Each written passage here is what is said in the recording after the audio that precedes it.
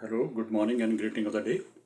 आज का जो टॉपिक मैंने प्रिपेयर किया है उसमें मैं आपको दो एनक्लेस के क्वेश्चंस अपडेट करने जा रहा हूँ। I am going to teach you how to select the correct answer और वन बाय वन मैं आपको एक्सप्लेन करता हूँ। सो द फर्स्ट जो क्वेश्चन मैंने लिया है वो रीनल सिस्टम से लिया है and let's go to the board now. So question number one, learn the technique is the name of the topic. And question number one है जो मैंने कहा कि मैं रीनल सिस्टम से लिया है, तो मैं आपके लिए ये जो इस तरफ का जो पार्ट है ये सारा क्वेश्चन से रिलेटेड है, यानी this is a question and this side जो हमारे पास ऑप्शंस हैं वो है। नीचे मैंने एक बॉक्स बना रखा है, इस तरफ मैंने लिखा है कि आप नोट करिए। मैं आपको एक्सप्लेन करता हूँ नोट क्या करना है एंड देन आंसर की तरफ भी मैंने लिखा है नोट, और फिर मैं आपको बताऊंगा कि नोट क्या करना ज़रूरी है as a matter of principle. अगर आप एक टेक्निक को लर्न कर रहे हो कि हमें 99% करेक्ट आंसर के पास कैसे पहुंचना है, और then we finally have to select the correct most correct answer. So let's go. So question number one, the client with the history of renal stone, right, is being discharged after the surgery. यहाँ मैंने full stop है और फिर मैंने कहा कि ये part one of the question है, ये part two of the question है। So let us focus first of all, यहाँ फुल स्टॉप है, यहाँ I as according to my principle मैं नॉर्मली अपने कैंडिडेट्स को कहता हूँ कि आप स्टॉप करिए, अपनी ओन मदर लैंग्वेज के अंदर अंदर आप इसका ट्रांसलेशन करिए। ट्रांसलेशन के साथ साथ आप अपने आप को एक प्रैक्टिकल सिनेरियो में ले जाइए। What does it mean? इसका मतलब यहाँ पर यह है कि आप अपने आप को माइंड सेट को थोरेटिकली एक फेस से निकाल के आप एक प्रैक्टिकल सीन में लेके जाइए। इसका मतलब है कि आप ये मान के चलिए कि आप एक बेड साइड आरन हो और आपके सामने जो बेड पे पेशेंट है उसका जो हिस्ट्री है वो रीनल स्टोन है, राइट। आप अभी हॉस्पिटल में हो, आप यूनिट में हो, रीनल यूनिट में हो और सर्जिकल यूनिट में जहां आप एक पेशेंट की केयर कर रहे हो। So that is a practical scenario. अगर आप इस तरीके से अपने क्वेश्चन को कन्वर्ट करके प्रैक्टिकल सीन में ले जाएंगे अपने आप को, तो आपके लिए सोचना जो है, डिसाइड करना है, वो बहुत ज़्यादा उसके अंदर इंप्रूवमेंट आ जाएगी। That will help you lot. So let's again read the question. So the client with the history of renal stone, यानी आप जिस पेशेंट के बेड सेट पे खड़े हो, जिसकी केयर कर रहे हो, उसका डायग्नोज क्या है? Renal stone. अब नेक्स्ट लाइन में जाइए, is being discharge after the surgery. इससे हमें इस पूरे यहाँ तक हमें पता चलता है कि पेशेंट की जो डायग्नोज था वो रीनल स्टोन था, उसकी सर्जरी हो चुकी है यानी पोस्ट ऑपरेटिव फेस में है। और थर्ड बात जो आपको पता चल रहा है कि अब आज आप जो फिजिशियन है उसने उसको डिस्चार्ज कर दिया है। So in question in part number one में आपको थ्री मेजर वाइटल इंफॉर्मेशन का पता चल रहा है। Number one is the diagnose, आप कौन से फेस में हो, वाइटल इंफॉर्मेशन क्या है। तो मैं आपको बताता हूँ कि डायग्नोज क्या था? Renal stone. सर्जरी उसकी हो चुकी है और अब कौन से फेज में है? वो डिस्चार्ज फेस में। तो ये जब तक आप इस तरीके से इसको स्प्लिट नहीं करेंगे, उन की वर्ड्स को, उन वाइटल इंफॉर्मेशन को मैंने अंडरलाइन किया है फॉर यू, ताकि आपको पता चले कि यहाँ तक जो पहला सेंटेंस था इसमें वाइटल इंफॉर्मेशन क्या थी और ये क्यों आपके लिए ज़रूरी है। Now let's move on to the part two. Part two में अब आपके जो बेड साइड की दूसरी तरफ जो एग्जामिनर खड़ा है वो आपको क्वेश्चन पूछता है कि व्हाट इंस्ट्रक्शन, आप कौन से फेज में? डिस्चार्ज में, यानी आप पेशेंट को डिस्चार्ज कर रहे हो। ऑफ कोर्स वो घर जाएगा, उसको होम केयर के लिए उसको आपने टीचिंग एक प्लान क्लियर करना, प्लान बनाना है। So what instruction should the nurse include या in the discharge teaching plan, यानी घर में अपनी केयर कैसे करनी है उसके लिए एक टीचिंग प्लान आप प्रिपेयर कर रहे हो, टीचिंग प्लान प्रिपेयर कर रहे हो, और उस टीचिंग प्लान के अंदर कौन सी इंस्ट्रक्शन इंक्लूड करोगे। So what does it mean? Number two, जो part two of the question है उसमें वाइटल इंफॉर्मेशन क्या है और की वर्ड क्या है। पहली बात इंस्ट्रक्शन है, यहाँ पर टीचिंग, एजुकेट, सजेस्ट करना, एडवाइस वर्ड यूज नहीं किया गया। यानी जब हम इंस्ट्रक्शन वर्ड यूज करते हैं तो ये बहुत मतलब आप सख्ती से पेशेंट को बताएंगे कि आपको डेफिनेटली ये नहीं करना या आपको डेफिनेटली ये करना है जो आपकी हेल्थ के लिए, आपकी डिजीज पॉइंट ऑफ व्यू से बहुत सिग्निफिकेंट रहेगा। जैसे फॉर एग्जांपल आप ट्यूबरकुलोसिस पेशेंट है, उसको कहते हैं कि यू स्टॉप स्मोकिंग, यानी आप उसको इंस्ट्रक्शन दे रहे हो कि स्टॉप स्मोकिंग। पेप्टिक अल्सर को कहते हो या pancreas cancer of the pancreas है या कैंसर ऑफ द लिवर है, आप उसको इंस्ट्रक्शन दे रहे हो कि स्टॉप अल्कोहल। सो इंस्ट्रक्शन की जो पावर है वो बहुत strong message to the client है। तो इंस्ट्रक्शन क्या है और आप अपनी कर क्या रहे हो, टीचिंग प्लान बना रहे हो, उसके अंदर क्या इंक्लूड करना है, वो इंस्ट्रक्शन जो इस तरफ उसने लिखी हैं अब हम डिसाइड करेंगे कि क्या है। सो इसका मतलब ये था, जब आप क्वेश्चन पार्ट्स में डिवाइड कर लेते हो, आप उन डायग्नोज के ऊपर फोकस करते हो, आप कौन से फेस में हो, पेशेंट कौन से फेस में है, उसकी वाइटल इंफॉर्मेशन क्या है, उसके की वर्ड्स कौन से हैं, उनको जब आप नोट कर लेते हो, अंडरलाइन कर लेते हो, तो then it become very very easy, क्योंकि इनके बिना आप राइट आंसर सेलेक्ट नहीं कर सकते, आप कितने भी इंटेलिजेंट कैंडिडेट क्यों ना हो जाए। Now let's go to the second side, जहां पर वो कह रहा है कि आंसर। सो आंसर में नंबर वन, जो इंस्ट्रक्शन आप अपनी टीचिंग प्लान के अंदर इंक्लूड करने जा रहे हो, उसके एंगल से आप उसको कह रहे हो कि नंबर वन इंस्ट्रक्शन क्या है, increase in take of fluid approximately 2 से 3 लीटर इन 24 आवर। ये इंस्ट्रक्शन बिल्कुल राइट है, लेकिन क्योंकि हमने 2-3 को भी डिसाइड अभी करना है, सो इसलिए हम इसको इमीडिएटली इसको रीड करके हम इसको सिलेक्ट नहीं कर लेंगे, राइट, इसको रोक सकते हैं। और नंबर 2 में जाइए, कह रहा स्ट्रेन यूरिन ईच टाइम, ये कोई ज़्यादा इंस्ट्रक्शन वाली कैटेगरी में नहीं आता, ये इंस्ट्रक्शन के क्लास में नहीं आता, ये एडवाइस हो सकती है कि इन फ्यूचर में वो अपने जो यूरिन है उसको स्ट्रेनिंग कर सकता है, देर इज नो, पर ये जब हम इंस्ट्रक्शन वर्ड यूज करते हैं तो उसके अंदर ये नहीं आता, इसलिए ये मेरी पॉइंट ऑफ व्यू से ये आंसर रॉन्ग है। नंबर 3 में जाइए, वो कह रहा है कि eliminate dairy product. Dairy product कौन सी है, मिल्क एंड मिल्क प्रोडक्ट, और इनके अंदर ज़्यादा कैल्शियम होता है, लेकिन एक बहुत ही खतरनाक वर्ड यहाँ पर यूज़ किया गया है, एलिमिनेट।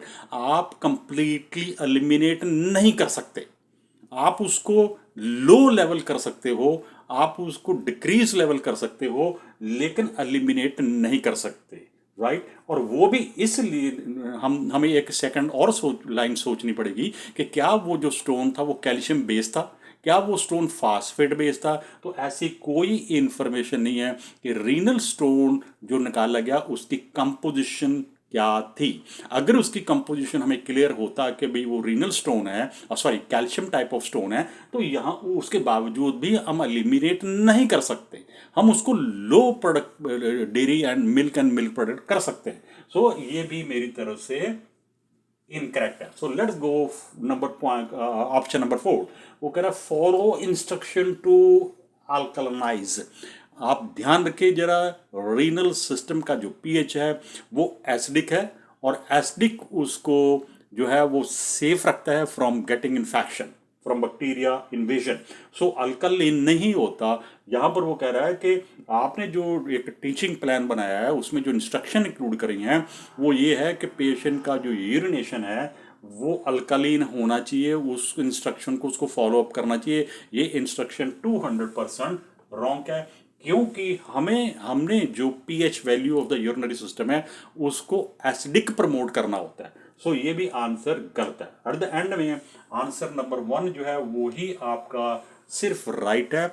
उसमें ये है कि इंक्रीज इनटेक ऑफ फ्लूइड 2 से 3 लीटर। और इसमें भी देखिए नोट मैंने क्या लिखा कि जब आप ऑप्शन पढ़ते हो तो first of all elimination process use करिए, 1 by 1 को रीड करिए, और जो इनकरेक्ट है उनको एलिमिनेट करिए, और देन एट द एंड में देखिए कि which one of the option is the most correct answer इस सिनेरियो में फिट बैठता है। सो डेंजरस वर्ड को नोट करिए, रैशनलाइज करिए, कॉन्सेप्ट को क्लियर करिए, तभी आपका आंसर निकलेगा। So let's go on to the second question.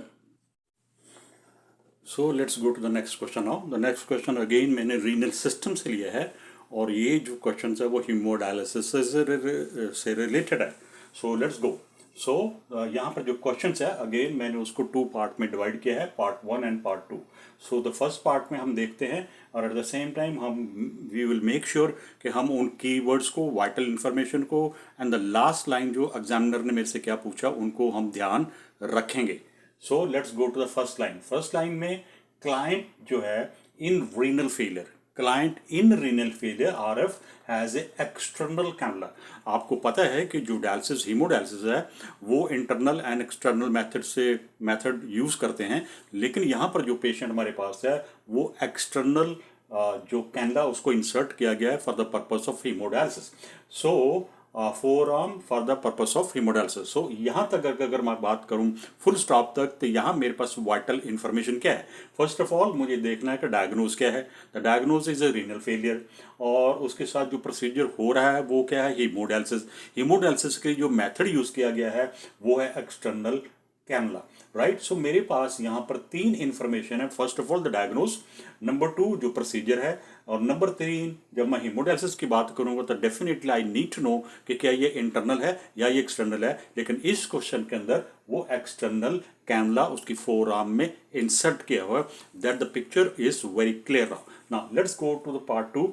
Part two में मैं देखता हूं कि यहाँ पर अब एग्जैक्ट सीधा जो क्वेश्चन है, एग्जामिनर जो है आपसे क्वेश्चन पूछ रहा है, आप पेशेंट की बेड साइड पे खड़े हो और दूसरी साइड में एग्जामिनर खड़ा है, वो आपसे पूछ रहा है कि which of the following nursing measure, ध्यान रखो, nursing measure is appropriate for care of the client. यानी आप अगर पेशेंट की केयर कर रहे हो तो एग्जामिनर अब आपको पूछता है कि अप्रोप्रिएट केयर क्या होगी जिस पेशेंट का हीमोडायलिसिस होता है और उसको एक्सटर्नल कैनला इंसर्ट किया हुआ है।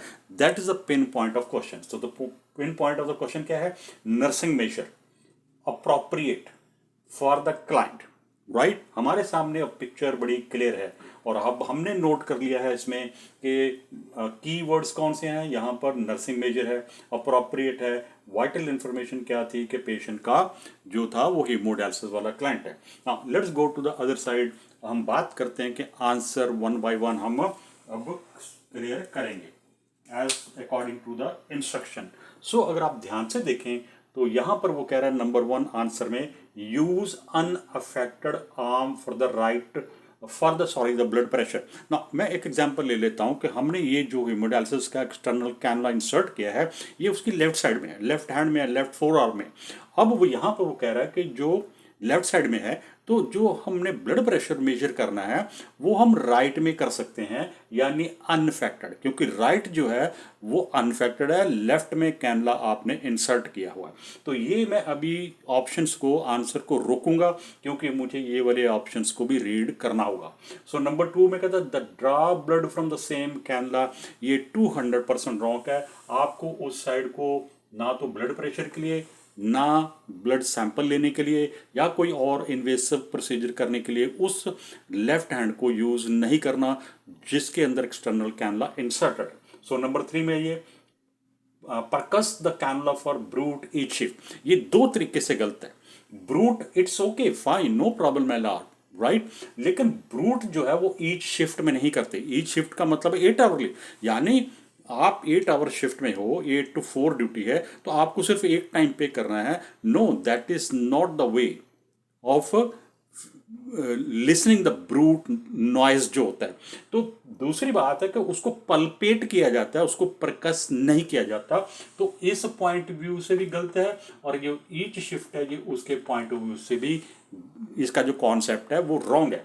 सो यहाँ पर पल्पेट द कैनला होता है वेन एवर नेसेसरी या फ्रिक्वेंटली वर्ड आता है उसके अकॉर्डिंगली आपको करना है। सो ये ऑप्शन भी रॉन्ग है।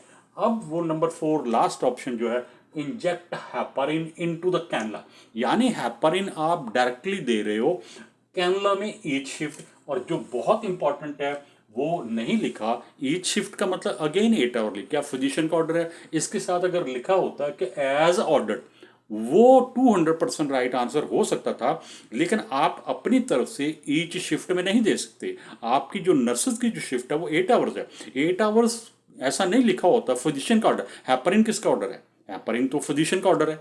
तो फिजिशियन ने लिखा होगा ना कि भाई 10 मिलीग्राम, फॉर एग्जाम्पल 10 मिलीग्राम आपको 8 आवरली देना है। So you have to carry out the physician order. आप अपनी तरफ से उसको ईच शिफ्ट हेपरिन नहीं दे सकते, नॉट एट ऑल। सो ये अगेन आपका इनकरेक्ट आंसर है। सो ये 4 ऑप्शंस के अंदर सिर्फ एक ऑप्शन जो राइट बनती है, करेक्ट बनती है, वो है यूज अनफेक्टेड आर्म, यानी जो अनफेक्टेड है, मैंने कहा कि ये मान लीजिए कि हम कहते हैं कि ये लेफ्ट है, तो यहाँ पर जो अनफेक्टेड है वो राइट है, तो राइट आप ब्लड प्रेशर के लिए, ब्लड सैंपल के लिए, कोई और प्रोसीजर के लिए अगर रिक्वायर्ड है तो उसको आप यूज़ कर सकते हो। सो इसके अंदर जो आपका आंसर है वो सिर्फ वन राइट है, बाकी सब रॉन्ग है। सो इसके अंदर आपने डेंजरस वर्ड को नोट किया, एक एक ऑप्शन को एलिमिनेट किया, एक एक ऑप्शन को एलिमिनेट करने से पहले उनका कॉन्सेप्ट क्लियर किया है, देन एट द एंड में आपके पास एक ऑप्शन बनती है जो मोस्ट करेक्ट है। सो ये क्वेश्चन नंबर 2 था जो मैंने आपके लिए किया है।